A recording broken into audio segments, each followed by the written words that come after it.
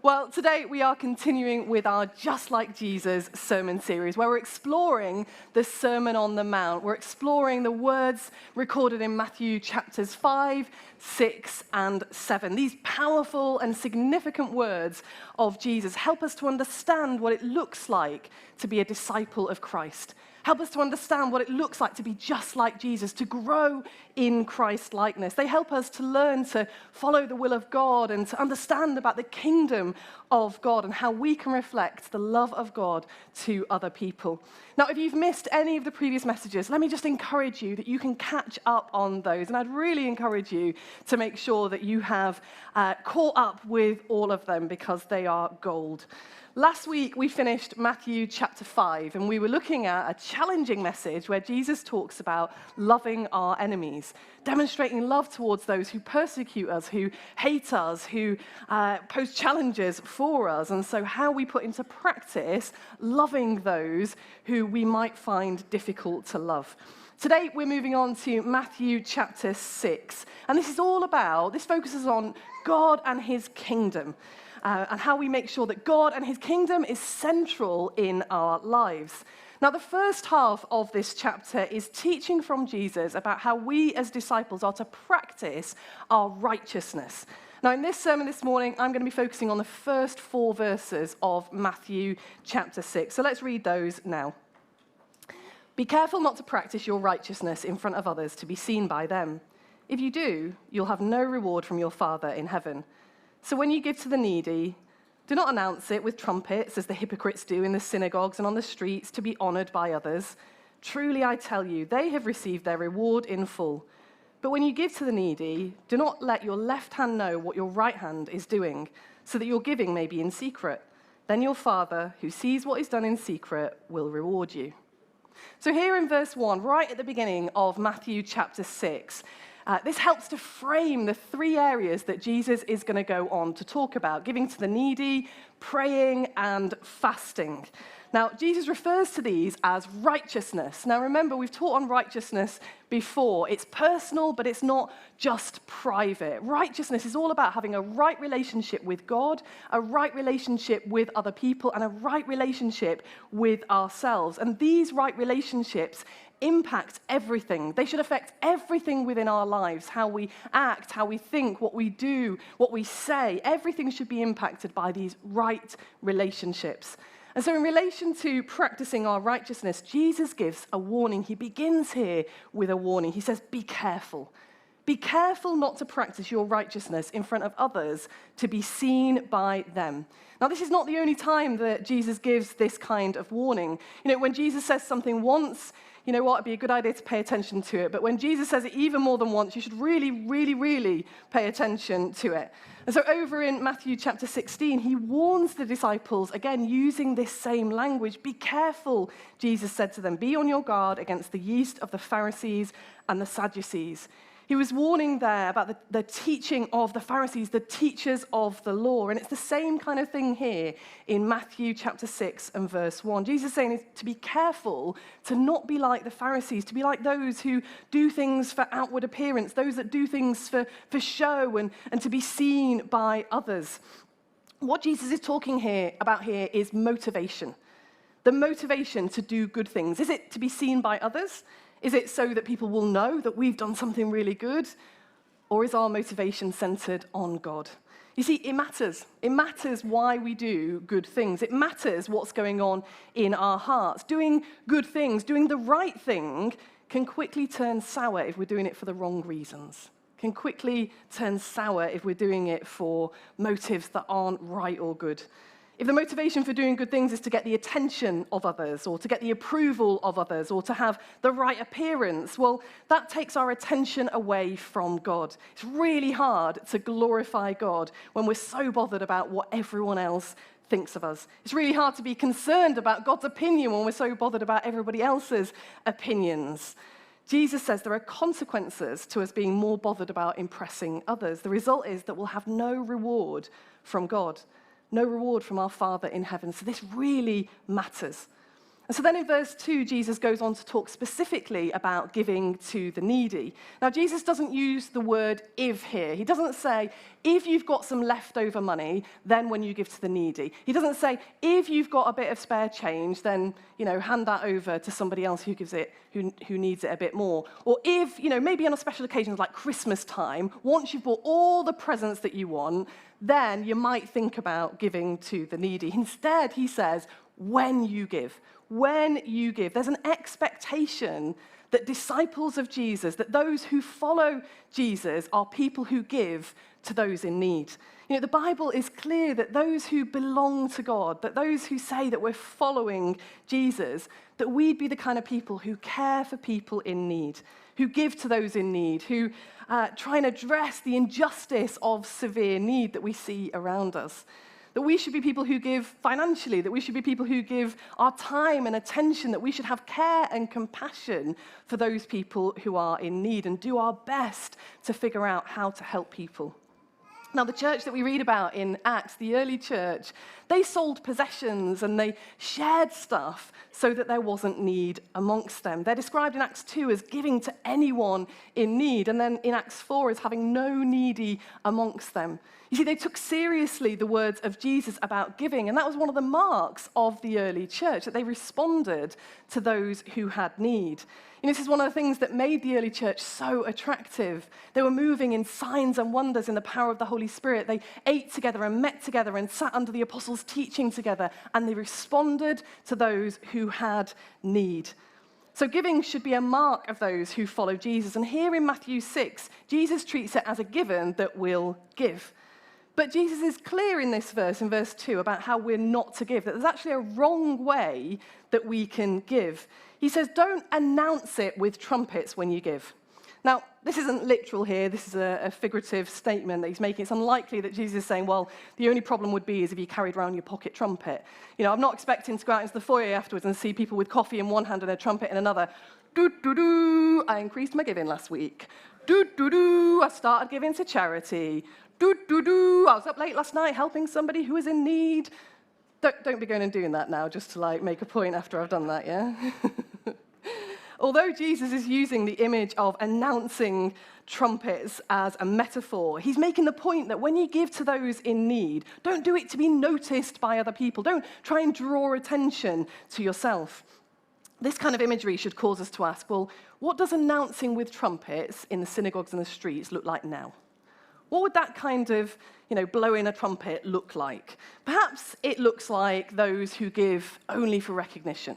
Perhaps it looks like those who only give because they want plaques and accolades and grand thanks and applause for their giving. Perhaps it looks like only ever giving when it's something that you'll get the credit for, that you'll publicly get thanked for. Perhaps it looks like expecting to have your preferences and demands fulfilled depending on how much you give, as though the higher value you give, the more say you should have, or the more influence you should be able to have, that the richer somebody is, that the more say they should have in what happens.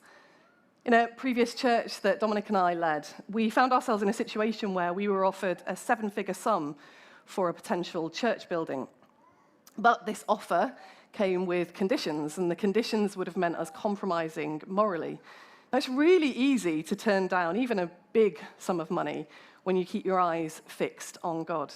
And can I tell you, our church that we led at the time, we met in a hired school hall, and so even on those Sundays when we were meeting in the school hall, even on those Sundays when all of the kit used to be stored in our garage, drum kit, PA, AV, everything, even on those Sundays when we used to have to set up every single thing and pack down every single thing, not at any point did we regret that decision. Not at any point did we regret turning down that money because it would have meant compromising morally. Giving should never be announced with trumpets to be honored by other people, which is what Jesus describes the hypocrites as doing. See, the hypocrites that Jesus refers to here were the Pharisees and the teachers of the law, those that Jesus had strong words for, as we've already seen in earlier parts of the Sermon on the Mount. The people he accused of being more concerned with outward appearance than the inner workings of the heart.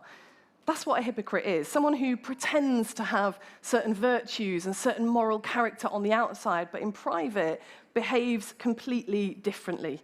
See, hypocrites are preoccupied with acting, with putting on a performance. The Message version of this verse says, "You've seen them in action, I'm sure, play actors, I call them, treating prayer meeting and street corner alike as a stage, acting compassionate as long as someone is watching, play into the crowds. They get applause, true, but that's all they'll get." You know, the challenge can be as well that when not only does the performance convince other people, but when people start to believe their own hype, when they start to believe their own acting.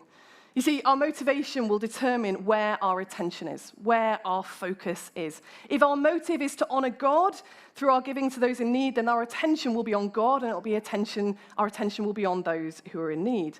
But if our attention in our giving is for our own honor, for the applause of other people instead of the applause of heaven, then we end up focusing on ourselves. And here's the thing, you can't look in two opposite directions at the same time. You can't be looking down at yourself whilst also looking up at God. And so you end up distracted and preoccupied with yourself, with appearance and opinions of other people, instead of what God thinks. You know, when our giving is centered on ourselves, on how generous we might look, or how we've done something really good and significant, we'll make certain decisions that aren't always in the best interests of the people who are actually in need. Let me give you an example. Some years ago, there was an American businessman who he decided he wanted to do something about the poverty that he had witnessed in Africa. And so he started a campaign to send 1 million T-shirts to Africa. Now, on the surface, it might sound like, well, you know, he's got good intentions maybe, and, you know, maybe it's because he's got compassion on people, maybe he just wanted to help. But the idea completely lacked wisdom and actually could have done more harm than good had he succeeded. Now, let me tell you some of the problems with his idea. Firstly, he didn't have any evidence that T-shirts were the thing that was actually needed. He decided that T-shirts were the things that were needed. Nobody in Africa had actually said to him, "We need T-shirts." Nobody in poverty had said to him, "We need T-shirts," not as far as I know. And secondly, buying items in America and then paying for them there, and then paying for them to be packaged, and paying for them to be shipped, and paying for them to be transported for distribution is not effective compared to sourcing goods in a country. Thirdly, by shipping a bunch of free T-shirts and just loading them into a country in Africa, the economy of whichever country those T-shirts arrived in would have been harmed, because those people who make and sell and repair clothing in that country would have suddenly found themselves out of business, all because somebody else in another country wanted to help. You know, when our giving is about us and what we want to see done and what we want to see ourselves celebrated, we won't always make the wisest of decisions. But when we give without fanfare, when our eyes are fixed on God, then God can use us to have a significant impact. You know, as well as telling his disciples how not to give, Jesus talked about the right way to give, what our giving should look like. And here in verse 3, Jesus again repeats this phrase, "when you give to the needy." And he then goes on to say, "Don't let your left hand know what your right hand is doing." Now, on the surface, this sounds like a bit of a strange phrase, because maybe you've heard that phrase in relation to something negative. Often it's used when things aren't very organized or there's a lack of communication. You know, maybe you've had bad customer service from somewhere and you kind of say, well, you know, it's almost like they don't know what the left hand and the right hand is doing. You know, it's like they're not talking to each other. It's like there's some sort of miscommunication going on. And so often we kind of think of it as a negative.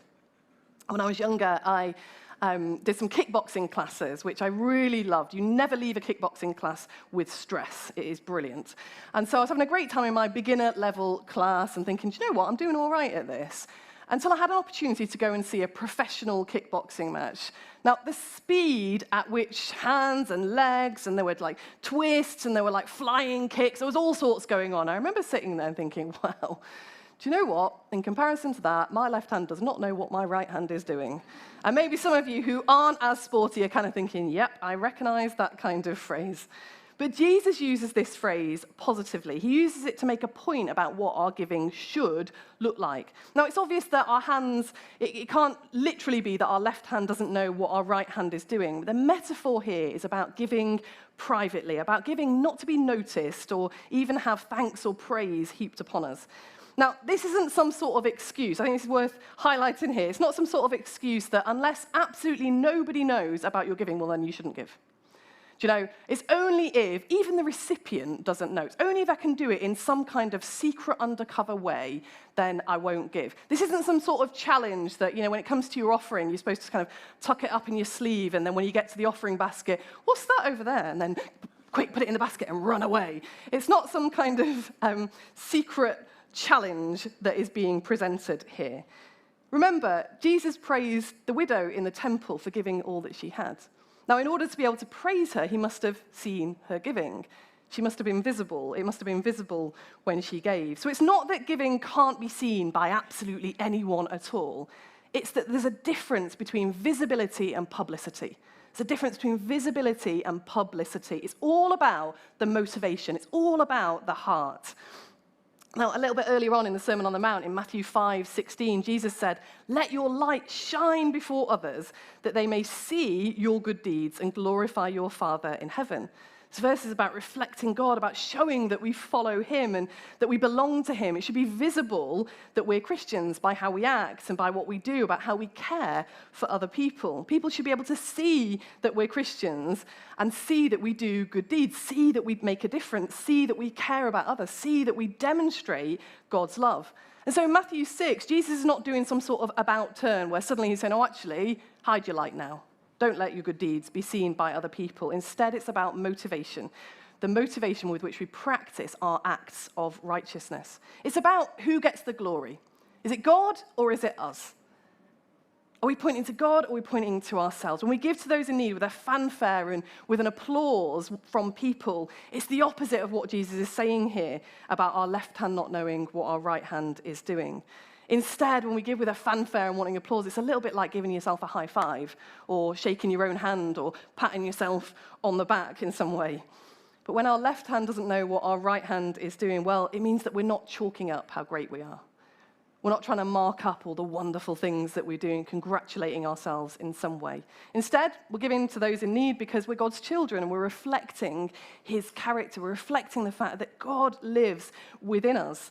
And so the question is are we pointing to God or are we pointing to ourselves? Are we making a noise and expecting adulation when we give to those in need? Are we expecting applause from people who see that? Or are we longing to do the will of our Father in heaven? Do we want to be the center of our giving? Or can we have an attitude that actually everything belongs to God in the first place? And so any of the giving that we do, well, it's just passing through our hands. It's just passing through our hands towards people who are in need. So let's read the rest of verse 4, which says that when we give without fanfare, when we give without publicity, then your Father who sees what is done in secret will reward you. Our relationship with God is emphasized here when Jesus refers to your Father, and earlier he'd said your Father in heaven.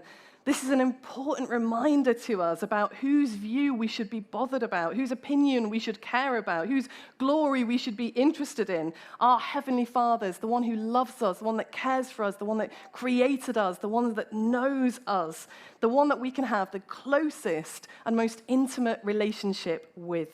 You see, when we make a fanfare and it's a kind of keeping up with the Joneses mentality, well, often it's for people who don't even know us that well and we don't even know them that well, trying to impress people that we might not even see again, just so that we can get some attention from other people. But God, that's completely different because God's our friend.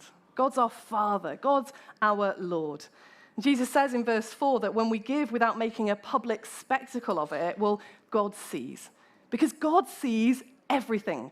God sees what's done and what's said and thought, and everything is seen by God. Nothing is hidden from him. Nothing is beyond God's reach. Nothing is beyond God's sight.